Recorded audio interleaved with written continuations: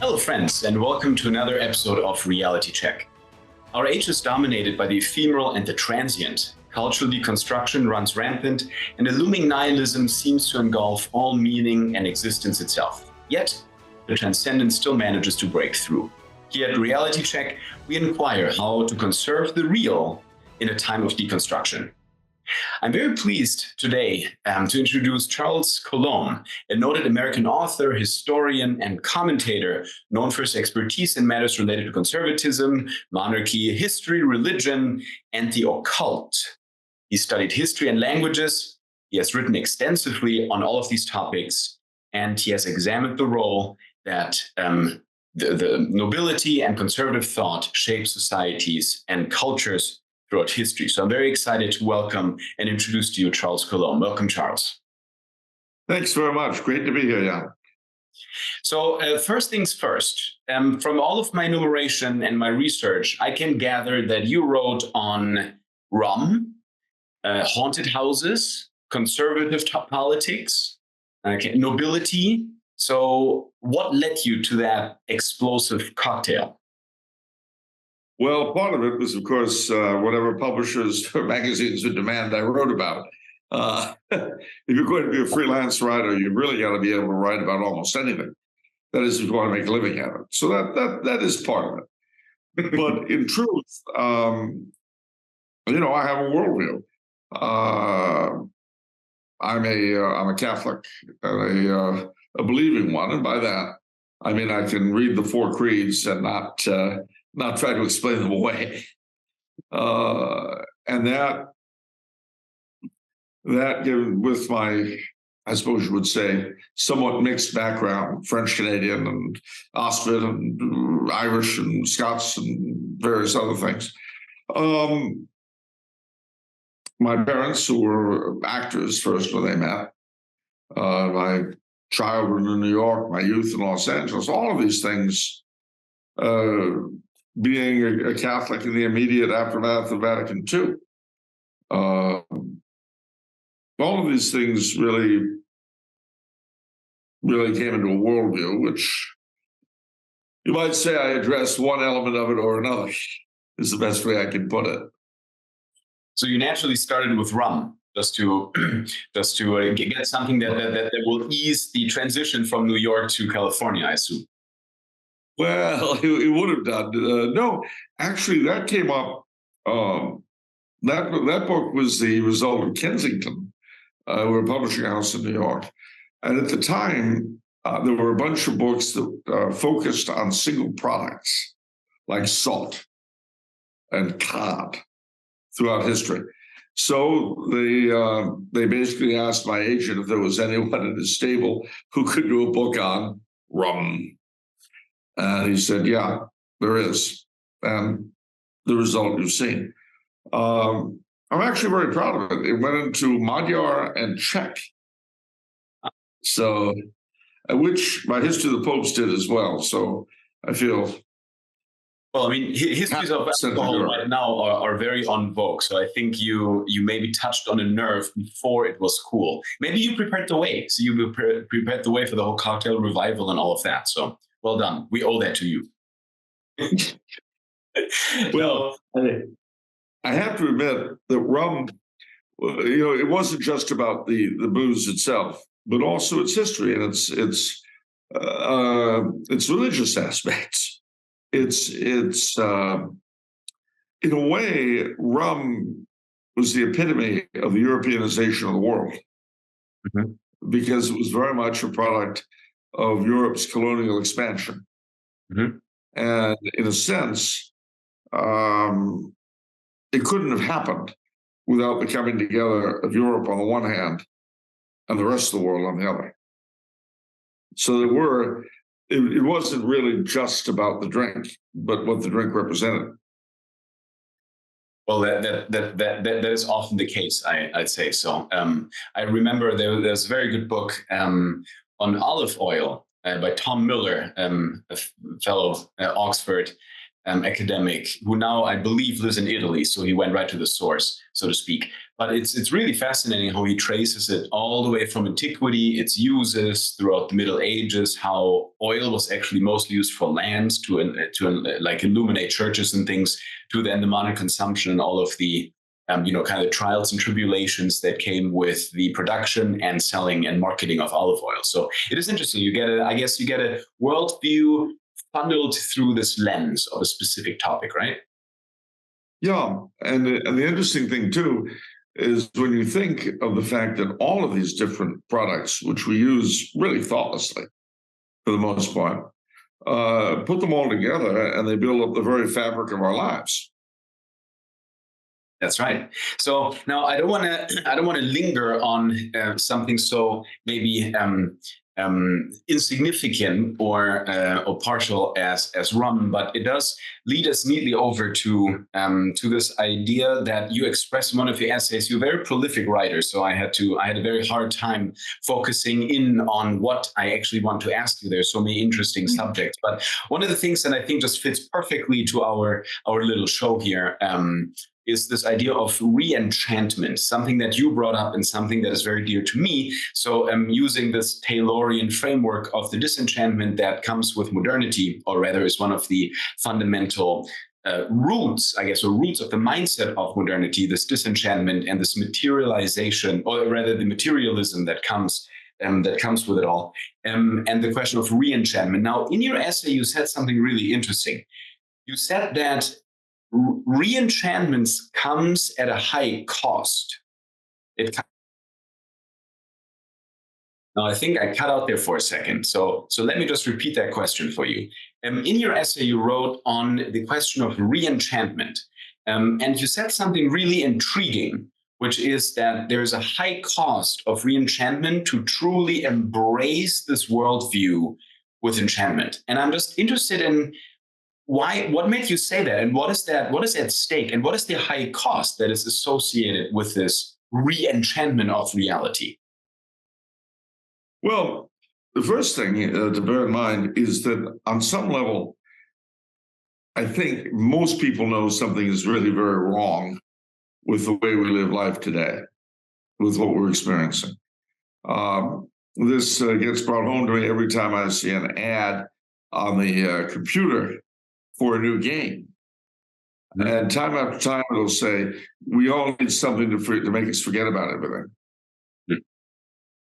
Every time I hear that, I think, what is that really telling us about the daily life of sufficient number of people to make that a selling point?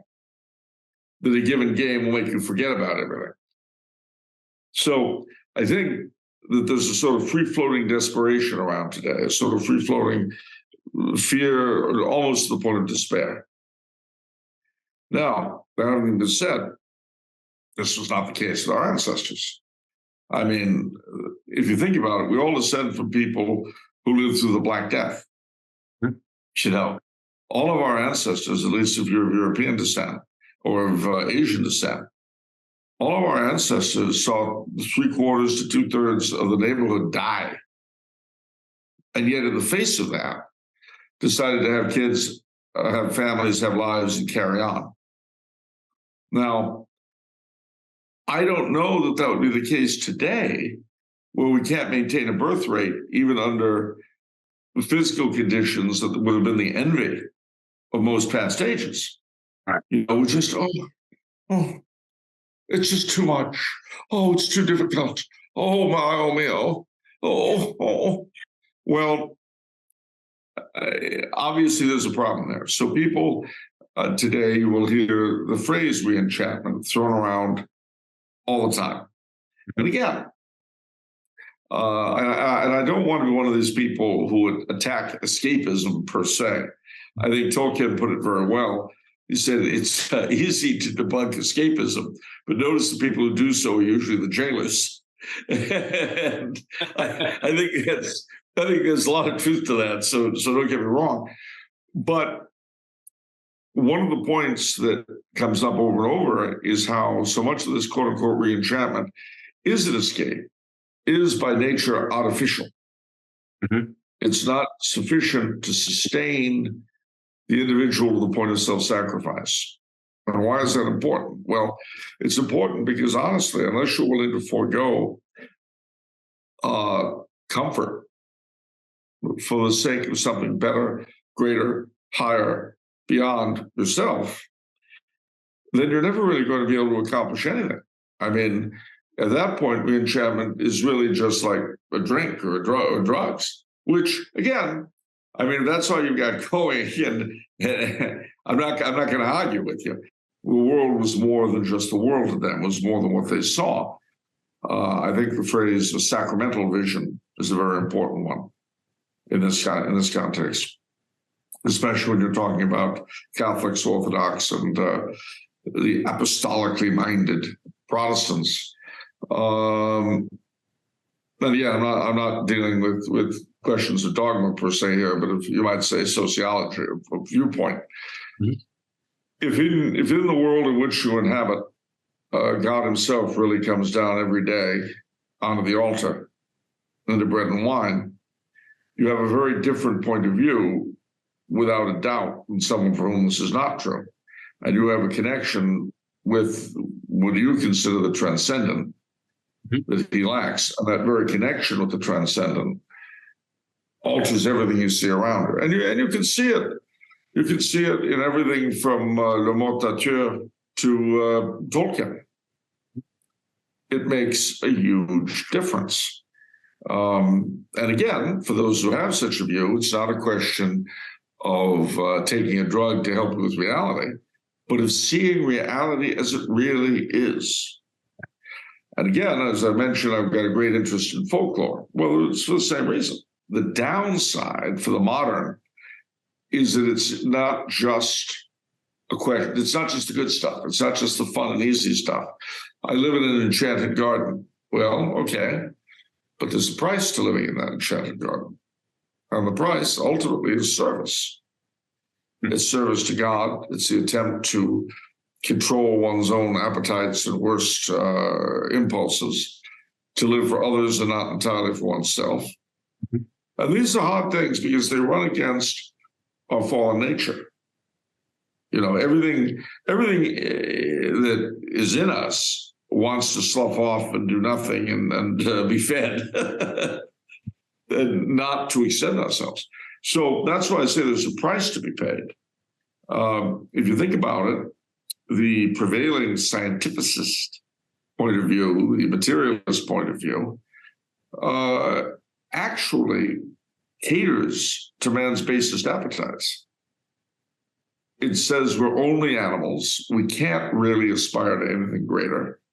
So as long as we've got our sex, survival, and shelter, that's all we need. Yeah. But see, if that's true, then we might as well be pigs at the trough. Yeah. But we also we're just babies, right? It's just the baby that has all of his. We're just babies. So we're babies that have all of our needs met.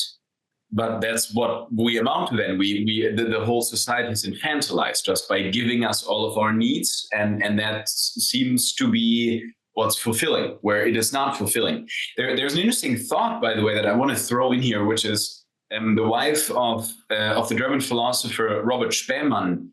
She wrote a little book, just a little booklet on the idea that Tolkien actually came up with Lord of the Rings by taking all of the folklorish elements of the Catholic faith that after the Reformation had been removed in order to make space gradually for this more rational understanding of the world, just combined it all together and put it in a story. And so reintroducing the folklore has become a whole genre. It has become this genre of fantasy, which, as you say, people today use as escapism, which is not intrinsically bad, but it shows that if you don't have that integrated in your worldview, there is a lack and you want it somewhere else, right? You look for it in video games, you look for it in stories, you look for it in role-playing games, whatever. But there is a lack, right?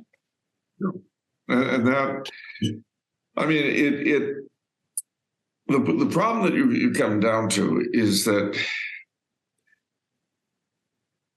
you have every human being and people as cultures, as groups, have several contradictory traits that are best kept, you might say, in creative tension rather than simply triumphing. So you have the irrational, and that's the emotional. It's the all the things we don't understand about life. Then you have the rational, the intellect. Now these things are meant, I do believe, to operate in tandem. I mean, the worst basis you could have upon making decisions is your emotions. That's just crazy.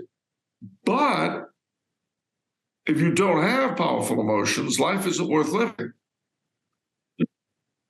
You see, I mean, you need the rational intellect to guide it, to help it, etc. But if all you've got is reason, it actually ceases to be reasonable, precisely because it leaves out a huge chunk of reality.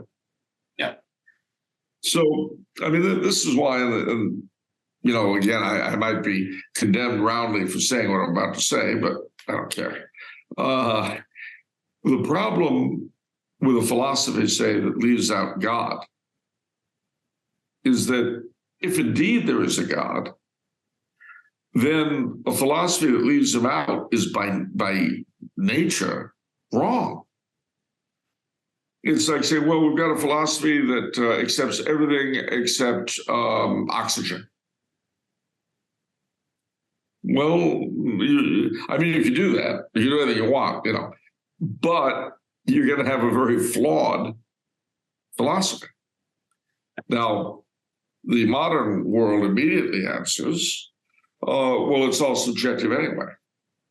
Now, you'll find, of course, whenever you bring up money, that immediately ends. As soon as there's a question of cash involved, you know, I may say that I identify as another gender or as another species, and a lot of people will be happy to cater to me. But if I say that I'm actually transfinancial and I'm a rich man trapped in a poor man's body, oh, and by the way, you've got to accept my rubber checks and maxed out credit cards as though I had tons of money, suddenly the acceptance and the tolerance comes to an end. Yep. People will not tolerate me as a transfinancial person. Right. So what you have to do with the modern mind is find out what they actually do believe in. And they believe in something. They do something, again, usually money and power. But nevertheless, that's almost where you have to start from. Because one of the things about us moderns, apart from being infantilized, is that we're very personalized and it's all about me. And so for me to understand the transcendent, et cetera, it has to be shown to me in my own life. You see? So I'm not good with abstracts as a modern individual. So if you talk about the need for love, I don't quite know what you mean. If you talk about how, say, my mother loved me, that I understand. Yeah. And then you have to draw from that the universal. Yeah. You can't, unfortunately, do it the other way around with a modern mind and talk about the universal and then apply it.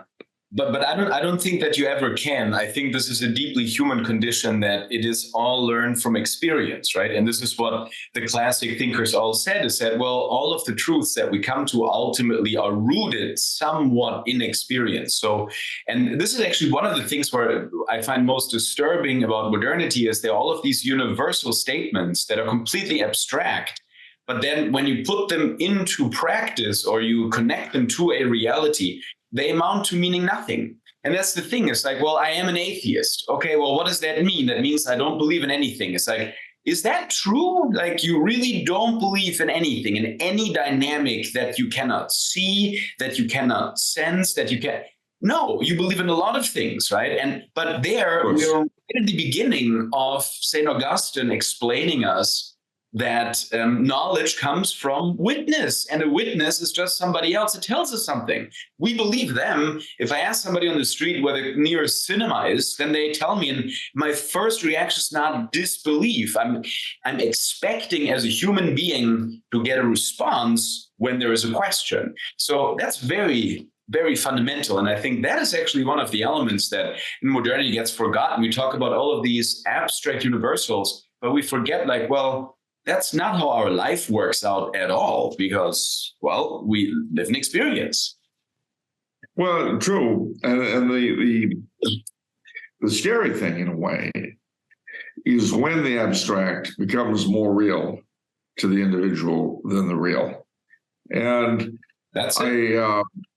I mean, I've had, I was to do a debate with an atheist, and it came out very quickly that he was one of the atheists who denies free will.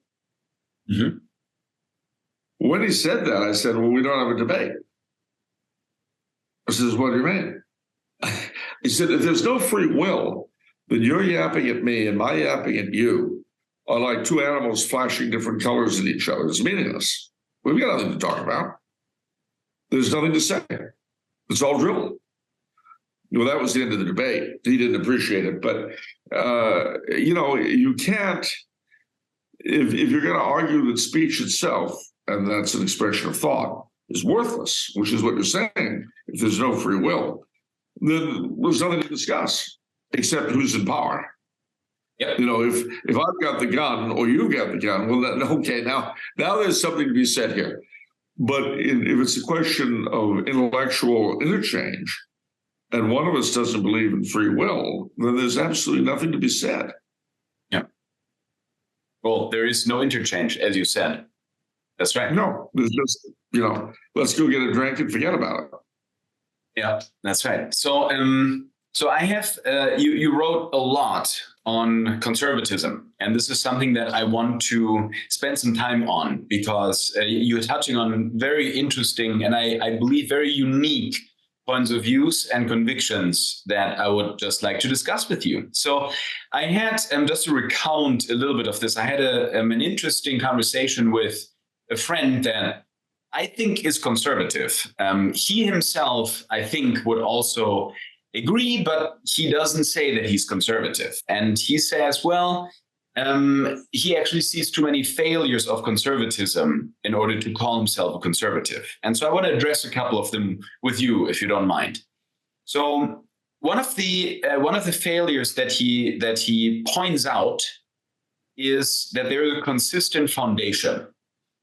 And the way that he phrased it is, or the way he explains it anyways, is that conservatives seem to always be one step behind what is currently the fashion. But they're still dependent on the current fashion, be it in politics or in societal or cultural questions, because they just kind of react to a framework that has been given to them. So what would you say about this? Is this true about conservatism? And what are your experiences? What are your thoughts on this? Well, I would say it's certainly true of what is called conservatism in the Anglosphere. One of the things that from the early days of what was called in the United States the conservative movement, and now we're going back to the 1950s and Russell Kirk and William F. Buckley and people like that, was the distinction between what they considered to be Anglo-American conservatism as epitomized by Burke and what they considered Continental conservatism as epitomized by Joseph de Maistre, de Bonal, Donoso Cortés, Continental writers. And they saw in them, on the one hand, Anglo-American conservatism was a sort of belief in order, liberty, et cetera, and then that way they were able to say that the so-called Glorious Revolution of 1688 and the American Revolution of 1776, the anniversary of whose start, by the way, is tomorrow. Just thought I'd point that out. That these were somehow conservative developments, whereas they characterized the, for want of a better word, the Continental conservatives as more quote unquote absolutist and so forth, and that was the narrative from that time and place. For myself, having, you might say, studied the Continentals with a much more sympathetic eye, and the Carlists, the Miguelists, the Legitimists in France, and so forth, I see something a bit different. And Austria and Germany, of course, from Vogelsang and Haller and people like that, Gens, Müller. I see something very, very different indeed.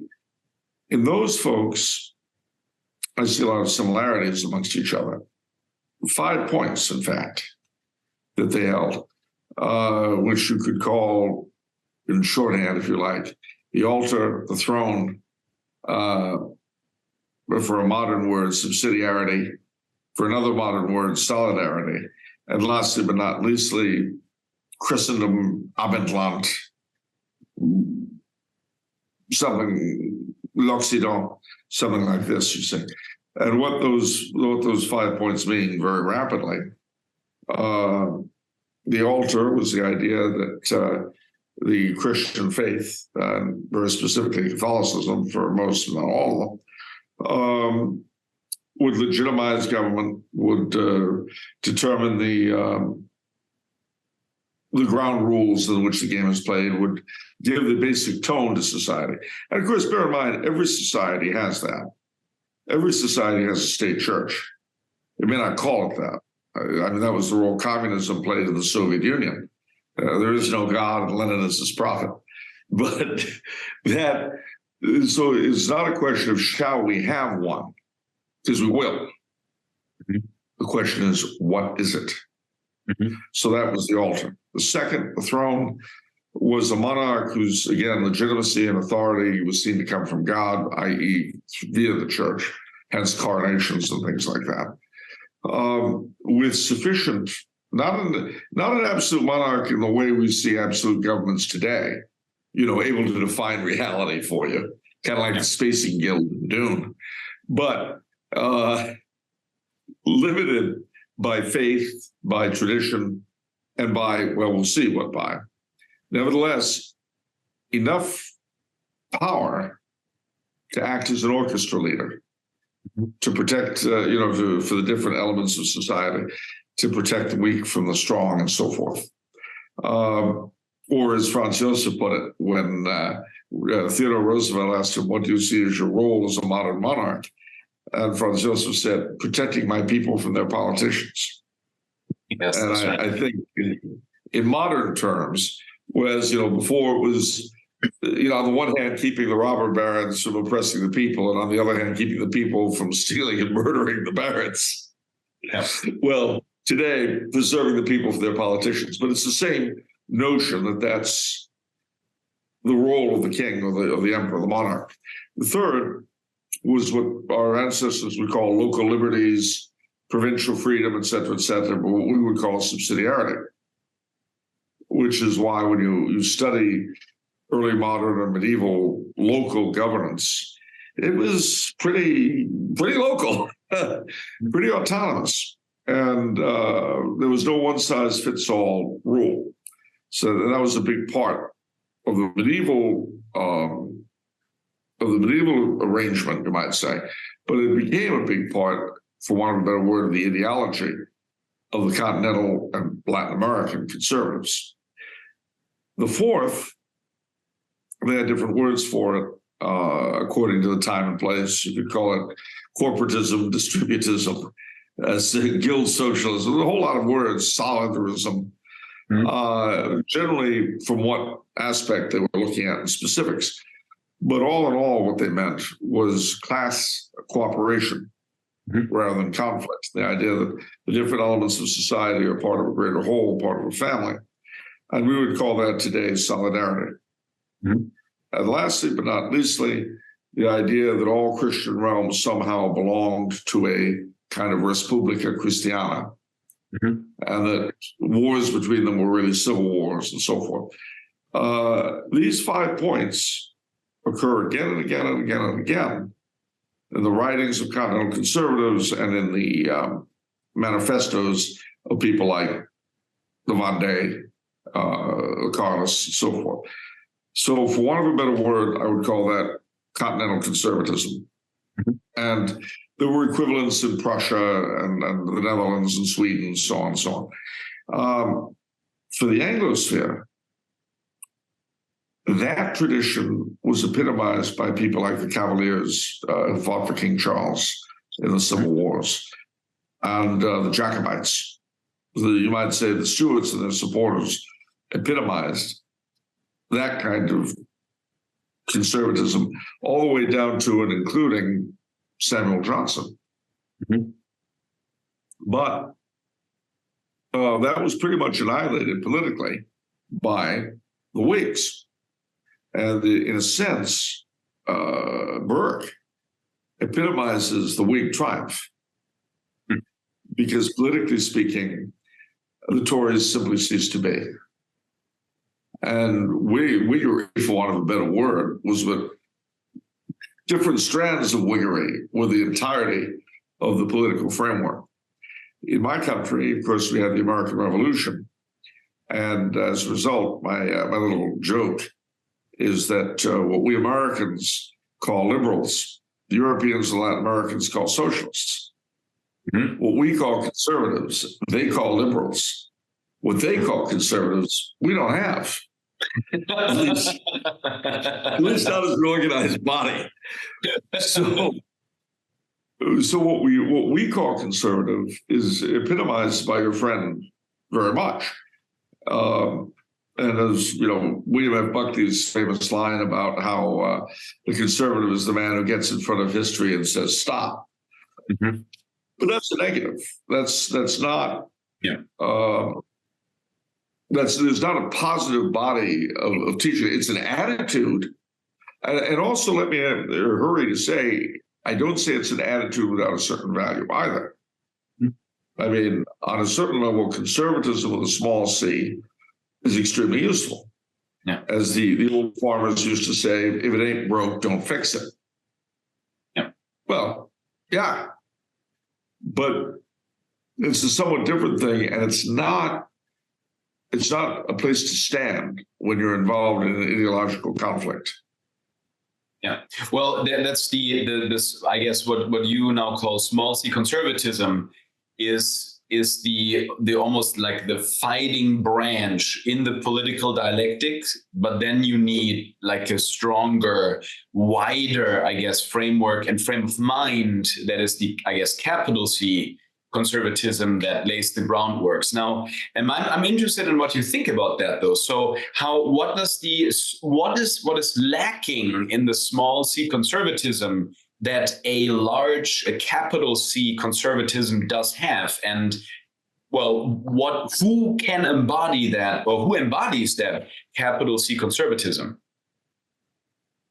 Well, you'll be amused to hear me pull this one out, but I would say, amongst other people, the late Benedict XVI, at least in specifically in ecclesiastical matters. Politically, in terms of major figures, you would have to look at people again like the Carlists, the integralists in Portugal, mm-hmm. None of whom are major forces in that country today. The neo-Jacobites and the young Englanders of 19th century Britain, mm-hmm. Cardinal Newman, who had, believe it or not, a lot of political things to say, both before and after his conversion. Mm-hmm. There are quite a few. Part of the problem, of course, you have in dealing with these figures, though, is, well, in a nutshell, the rise of the dictators between the wars and World War II. Because what happened, and what in a certain sense put us where we are, is that European conservatives, large C, were basically given what we call in English a Hobson's choice, two terrible possibilities. You might, thinking you could get a certain amount of your program across, you might ally with the Axis who've just taken over your country. The problem, of course, is they're men of the left. The Nazis were well called brown-shirted Bolsheviks. And Benito Mussolini, he was named Benito after Benito Juarez. Benedetto is the thing, but his father was a socialist, and so was he. So what they had was leftism plus opportunism, and you get fascism and Nazism. But nevertheless, some figures authentically on the right thought that, well, maybe it stinks, but maybe it's a shortcut to something or other, and it was total ruin. But for most of them, and this is why so much of the World War II resistance is an embarrassment to the authorities in most European countries today, is they thought, all right, well, we'll fight this terrible evil alongside liberals, socialists, whatever. And they did. But it was a Pyrrhic victory, because you ended up with a Europe that was divided between the United States and the Soviet Union. And the Soviet Union, of course, would tolerate none of this stuff. So although you'd find a lot of thinkers of this sort in Poland and Hungary and Romania and Russia and so on, forget it. It's off the table. It was equally off the table in Western Europe, because the United States, we wouldn't tolerate the altar and the throne. So European conservatism was left with subsidiarity and solidarity, or to put it another way, Christian democracy. That was all that they were really permitted by the two halves. What's that? Yeah. That's an incredible synthesis. Well, it's in some ways, I think it almost takes an American to see it, because let's put it this way: once you accept the fact that between them, Woodrow Wilson and Franklin Roosevelt put the continent where it is, you can be honest.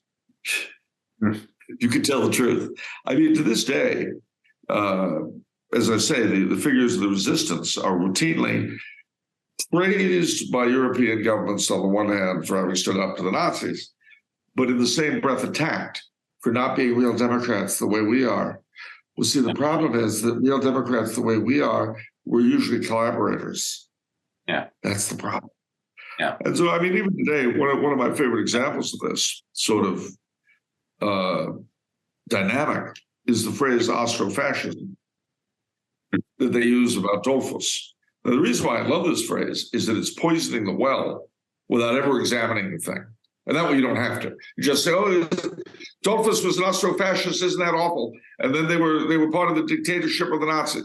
No.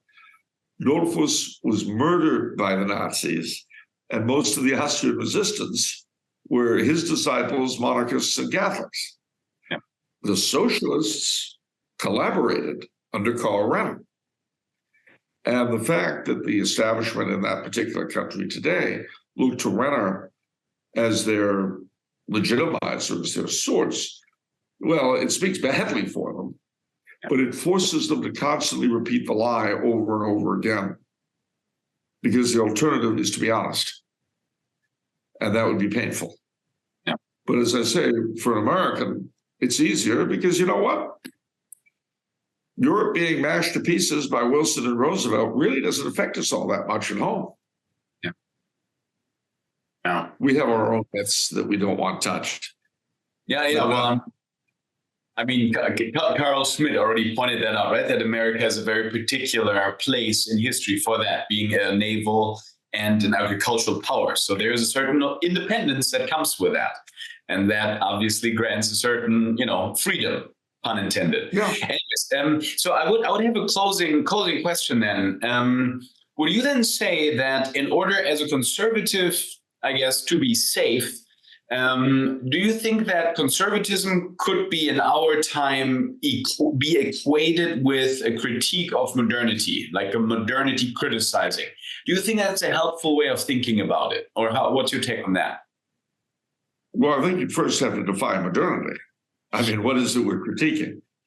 And to what degree do we partake in? Mm-hmm. So, for instance, if you see the idea of utter egalitarianism as a big part of modernity, on what basis are you choosing to critique it? Mm-hmm.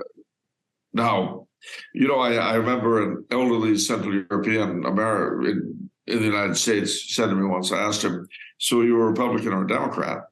And he said, well, I can't very well be a Republican because I'm a monarchist. And I cannot be a Democrat because I do not believe in democracy. I said, oh, are you against it? He said, certainly not, but I'm not against the tooth fairy either. Yeah. And that, good answer. Well, see, modernity, when it talks about equality, it talks about democracy. Those two we have to define. And are they even real? Do they actually exist? Those of us who went through COVID might wonder if, in fact, any of that stuff is real. We live under, and again, that goes back to the critique of modernity.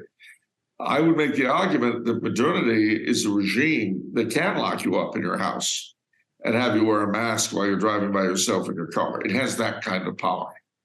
That's my idea of modernity. That's how I would define it. Utter absolute control. Someone else might see it very differently. And my vision of conservatism is pretty much what I've identified as the Continental version, which you'll notice is on the one hand, supportive of the notion of a certain amount of power in society, but not too much for anyone at any moment in particular time. Other people see it differently. These things become very, very difficult to define. I mean, give you another example.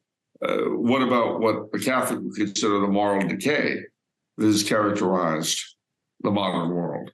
And of course, I'm talking about contraception, abortion, gay marriage, all the other things you're not allowed to talk about if you live in Brussels. Or at least not allowed to critique them. I'm sure you can, praise them, but can't critique them. Are they an inherent part of modernity?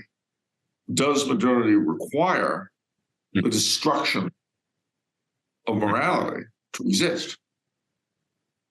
And I'm certain that there are individuals who could make an argument that it doesn't. I'm not one of them. But the fact that I'm not one of them doesn't mean that you can't make the argument. So the question is, if you're going to critique modernity, what is modernity? One of the interesting things, I just read it recently, was how many modernist poets of the 20th century, like Eliot, Pound, etc., critiqued modernity. And the argument could be made that, well, firstly, what is modernism in poetry? But the argument could be made that having been so deeply dunked in modernity, they had a disgust for it that other people might lack. Yeah. And again, I'm not being, shall we say, willfully obtuse. It's just that you do have to look at these things if you're going to come up with labels that make sense. Even the phrase conservative, and I shouldn't toss this in, but people like Continental used to say that, they didn't like that because what are you conserving? Yeah. He preferred to be called a man of the right. And he used to say the right is right and the left is wrong. But, and he'd also point out that in the languages of Europe, right generally has a positive meaning and left doesn't. Yeah. I know a fellow named Dexter, which of course is right in English, and he had been left-handed, so they made him, when he was very small, they made him learn to write with his right hand and all that kind of thing. And I asked, well, how do you feel about that? And he said, well, I can understand. Otherwise they had to change my name to Sinister. Yes. Well, one way that I've come across, that I've come to thinking about modernity is that it is kind of it's a mindset.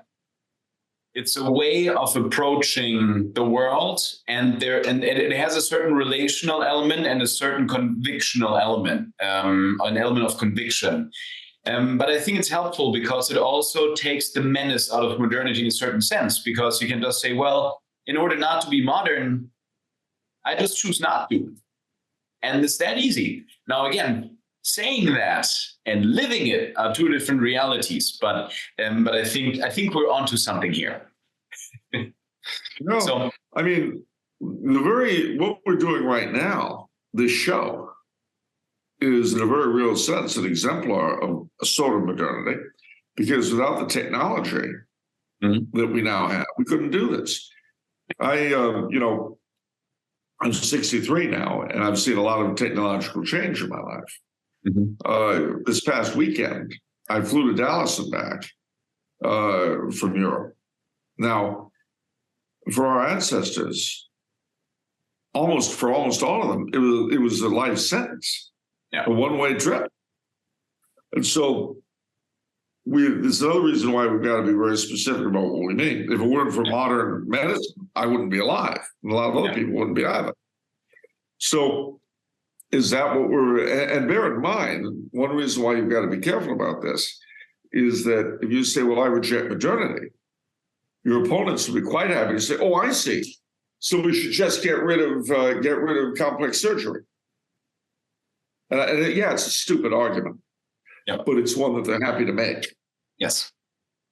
And so when you say you reject modernity, I think it's perhaps truer to say you reject the false spirit of modernity, or the materialistic spirit of modernity, or whatever it is that describes what you're really trying to get across.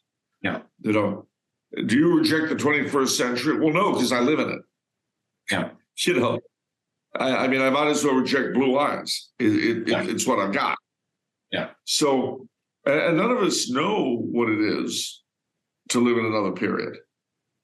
Yeah. I mean, you can do every bit of historical reenactment that you like.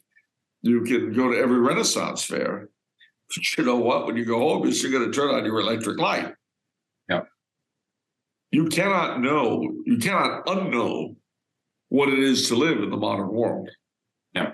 What we can do is identify the price that's been paid. Yeah. That you can do. You could say, well, yeah, I'm all for the technology that saves lives.